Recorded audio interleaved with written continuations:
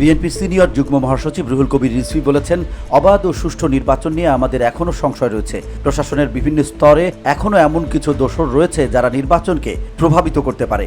প্রশাসনের বিভিন্ন স্তরে দোসররা বসে আছে।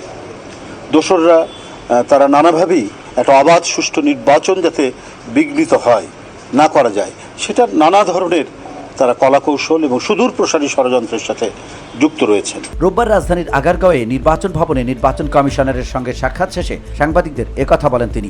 নির্বাচন যে হবে, সে হওয়ার ক্ষেত্রে এর যে অবাধ সুষ্ঠু নির্বাচনের বিষয় তো আমাদের এখনো সংশয় রয়েছে, যে আসলে এটা কতটুকু হওয়া সম্ভব বা কতটুকু করা যায়, এই নির্বাচন কমিশনের সেই সক্ষমতা রয়েছে কিনা। তিনি বলেন, নির্বাচন কমিশনারদের সঙ্গে আরপিও এবং সীমানা পুনর্নির্ধারণ নিয়ে আলোচনার পাশাপাশি ভোটাধিকার বিষয়েও আলোচনা হয়েছে। সীমানা পুনর্নির্ধারণের সামগ্রিক বিষয়ে আমরা কথা বলেছি, তবে সীমানা পুনর্নির্ধারণে নির্দিষ্ট কোনো আসন নিয়ে আলোচনা হয়নি বলেও জানান তিনি।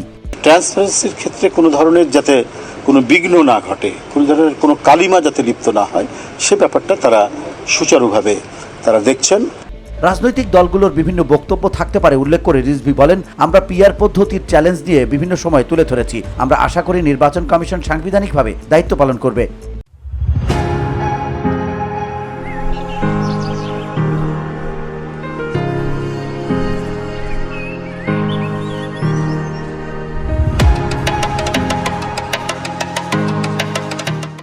গণ অধিকার পরিষদের সভাপতি নুরুল হক নূরের উপর হামলার বিষয়ে রিজভী বলেন, নূর ফ্যাসিবাদ বিরোধী আন্দোলনে গুরুত্বপূর্ণ ভূমিকা পালন করেছেন এবং তার উপর হামলাটি নিন্দনীয়। এ বিষয়ে নিরপেক্ষ তদন্ত হওয়া উচিত বলেও মন্তব্য করেন রুহুল কবির রিজভী।